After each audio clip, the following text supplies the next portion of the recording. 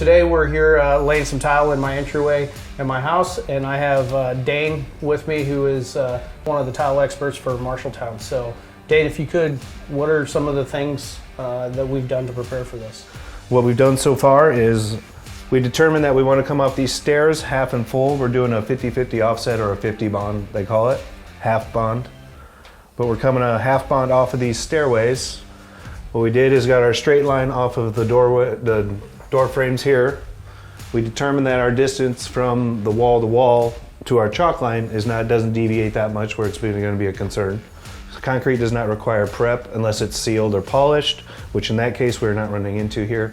So we're good to go just to let bond directly to the concrete. What we're going to do is get going, then set down this first row, and then start in the middle and peel the tiles to the walls in the closet. Then that way we can work our way out.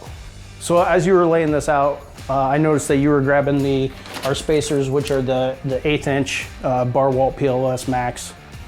Tell me why you like using these. I just really like the wedge system. I think it does an excellent job of leveling your tile, so taking away lippage. But the big wedge I like, and then the pliers really gets a good cinch on the tile, making it level. Next, we're going to be mixing up some Thinset. We're going to let it slake for the required 5 minutes.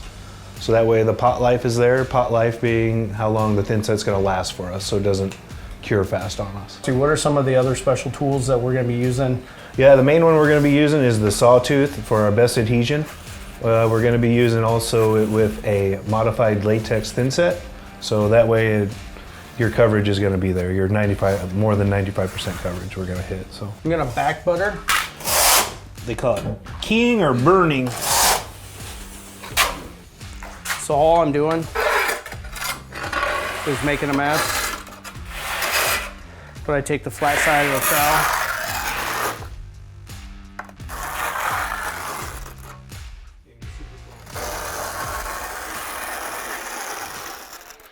I see you're using like 2 spacers on each side. How often or how far apart do you use these spacers? Point to point. You want to get it around wherever there's a point. So this one's lifting up this corner, while this one's also lifting up the same corner to match this tile. So about 2 to 3 inches away from any corner, where there's about to be a corner is where you want it. So what I like to do is get my ends cut, so that way if I am cut, the likelihood for it to shear off is less likely.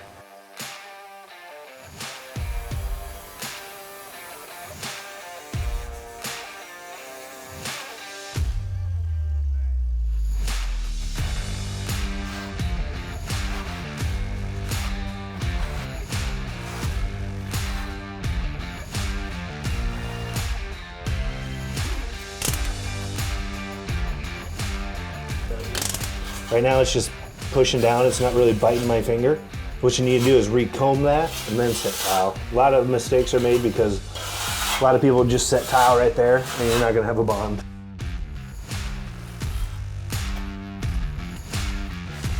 All right, so right now what I'm doing just to see, I'm measuring the distance right here. I just wanted to see in a few rows, the next couple rows, whether I'd have a sliver tile or not. So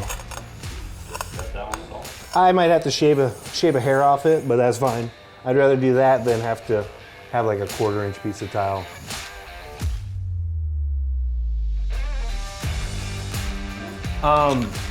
So this Thinset that we mixed up this morning, so we're gonna take obviously a lunch break and go from there. But you don't wanna mix what that's already been curing with what's gonna be a new batch. Just pick the Thinset up, so that way when pizza gets here, we can take a break, but I'm not going to mix up new Thinset yet, because then you're just activating the curing process.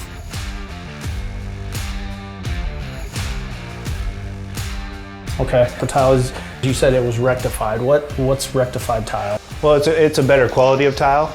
They cut it to exact size, so these tile are exactly the same size. Not all tile are the same size. So we're going to have a more precise looking floor. So we obviously got the floor down.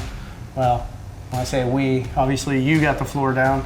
I helped out the best I could with what little knowledge I had, but with good, helpful little hints and tips from you, I think I'd feel comfortable doing it again next time. But overall, I think it went pretty good. It went pretty smooth and fast. You know, obviously, you teaching us to go from the work from our known center towards our cuts is something that is valuable, and I don't think, I know I wouldn't have done. I would have kept working my way from my cut edges out. So, yeah, overall, I think it went well. What about yourself, Dane?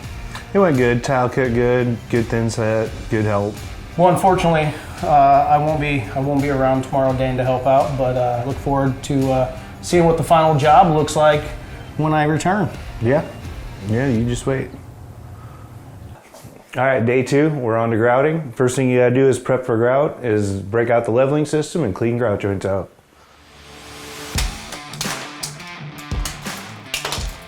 All right, so they're breaking out really, really well. Even in places where they're surrounded by thin set, they even broke out. There's no legs sticking up, but we do got a bunch of thin set that we're gonna have to clean out of the grout joint, and that's typical with the tile install.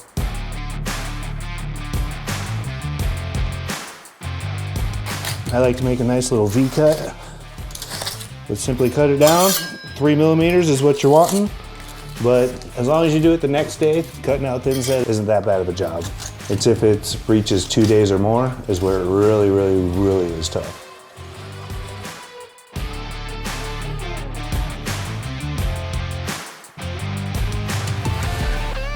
All right, so what I'm doing here is I'm just scrubbing the thin set off the face of the tile, getting ready for grout. Some situations where maybe might not have knifed it out good enough. What you can do is just take your scrub pad, scrub it down a little bit. It brings it down enough where you're ready for grout, where it won't protrude through the grout. Here, there. But yeah, you just simply, voila.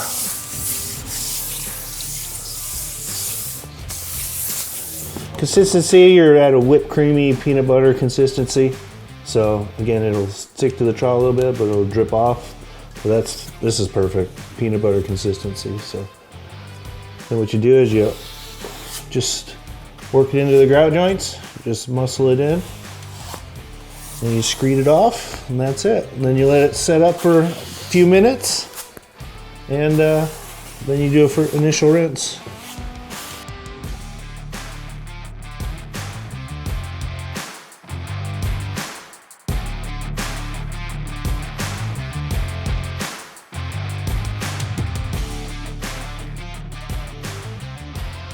All right, what I'm doing is just striking the joints, just doing circles. You want a very, very dry sponge. You don't want much wetness to it at all. So bring your sponge out good. Again, just do circles lightly. Again, striking that grout joint, taking the excess grout off. How you know when this is ready? You're able to tell because the whole tile is almost starting to dry, but the joint's still a little moist. Is about so that way, when we go to do our second rinse, it's really just taking the haze off the tile. And if you get a little hollow spot, you just take some extra grout and just fill it in. A little spot I found, which you're gonna have that. Press more grout into it. 45-degree angle, you don't want to wipe with your grout joints because you're just gonna wash out the grout, bring it out. So you're just gonna wipe with at a 45-degree angle. And yeah, rinse and repeat. It is nice. That's nice. But we're still gonna need one more rinse, so as you can see.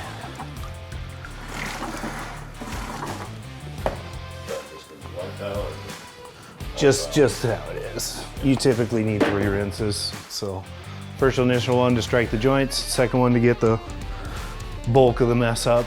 Then the next one we let it sit for a little bit, and then we do the third rinse. So, favorite tool are the knee pads.